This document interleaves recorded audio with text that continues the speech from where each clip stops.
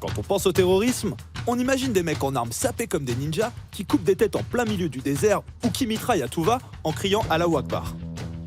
Sauf que le terrorisme, c'est pas un phénomène nouveau. Ça répond à des logiques bien plus complexes que ce qu'on voudrait nous faire croire.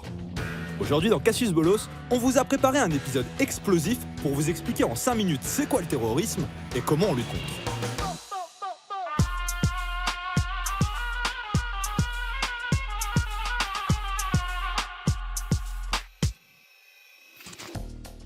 Avant toute chose, faut savoir de quoi on parle. Et c'est pas si simple, puisqu'il n'existe aucune définition du terrorisme qui mette tout le monde d'accord. D'une manière très large, le terrorisme c'est l'emploi de la violence armée à des fins politiques en temps de paix.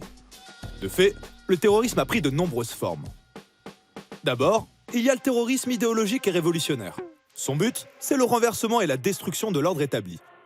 Théorisé par les nihilistes russes et les anarchistes, il est connu en Europe depuis la fin du 19e suite à de nombreux assassinats d'hommes politiques et autres attentats à la bombe. Ainsi, la France a connu à cette époque plus d'une cinquantaine d'attentats anars sur son territoire. On retrouve ensuite le terrorisme révolutionnaire dans les années 70 et 80, avec des groupes comme Action Directe, la Bande Abadère ou encore les Brigades Rouges. C'est eux les nazis, Walter? Non, Denis, ces mecs sont des nihilistes. N'aie pas peur, ça craint rien. Ensuite, il y a ce qu'on pourrait appeler le terrorisme identitaire, qui fait appel aux sentiments communautaires ou religieux. Dans le genre, on pense aux Black Panthers ou au Ku Klux Klan. Mais surtout, on pense au terrorisme djihadiste. Bien que l'idée de guerre sainte soit ancienne, le djihadisme s'est structuré dans les années 80 à partir du mouvement des Moudjahidines afghans. À l'époque, ils étaient considérés par l'oncle Sam comme étant de respectables combattants de la liberté, puisqu'ils luttaient contre l'invasion soviétique en Afghanistan. Parmi eux, un certain Oussama Ben Laden, qui a fini par foutre pas mal de bordel avec ses copains d'Al-Qaïda et en a inspiré tellement après lui qu'on n'a même pas la force de les citer.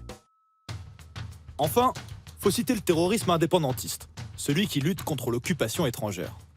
Au XXe siècle, ce sont des organisations comme l'IRA en Irlande du Nord, ETA au Pays Basque ou encore le Front de Libération Nationale Corse qui feront parler d'elles en commettant de nombreuses atrocités au nom de la liberté. C'est ce qui nous mène à un point très important et un peu touchy. Dans la rhétorique politique, du statut de héros de la résistance à celui d'infâme terroriste, il y a surtout une différence majeure de point de vue. De facto, la définition et la qualification du terroriste est toujours formulée par le vainqueur, ou le dominant. Et c'est la raison pour laquelle les États du monde n'ont jamais su se mettre d'accord sur une définition unanime du phénomène. Alors forcément, la question qui se pose, c'est comment lutter contre on ne sait pas trop qui sans faire n'importe quoi. Au niveau international, on a d'abord essayé de lutter contre les moyens utilisés par le terrorisme, comme les attaques à l'explosif, les prises d'otages et les détournements aériens ou maritimes. Depuis 1963, pas moins de 16 conventions internationales ont vu le jour. Mais ça, c'est rien à côté des moyens déployés après le choc du 11 septembre. Devant l'horreur et l'ampleur de la menace islamiste, les États occidentaux, États-Unis en tête, ont immédiatement adopté des réponses tout aussi vastes qu'inédites. Either you are with us, or you are with the terrorists. D'abord, il y a eu la résolution 1373 du Conseil de sécurité de l'ONU.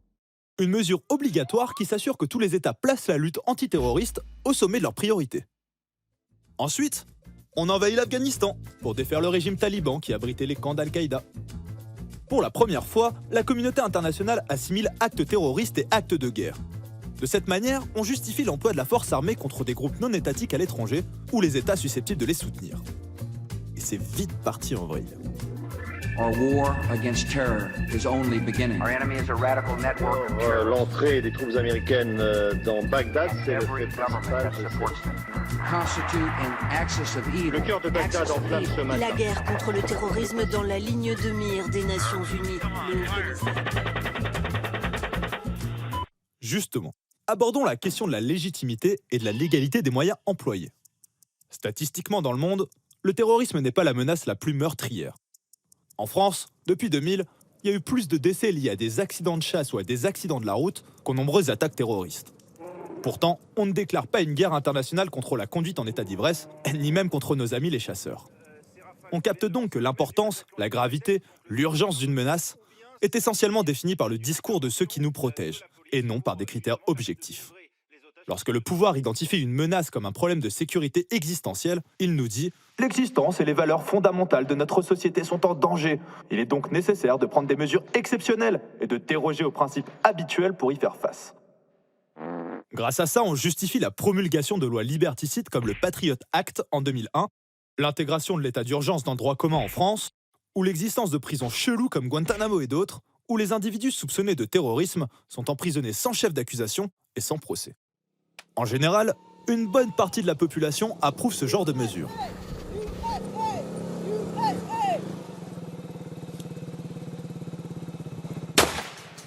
Bref, le terrorisme ne date pas d'hier, et il a encore de beaux jours devant lui.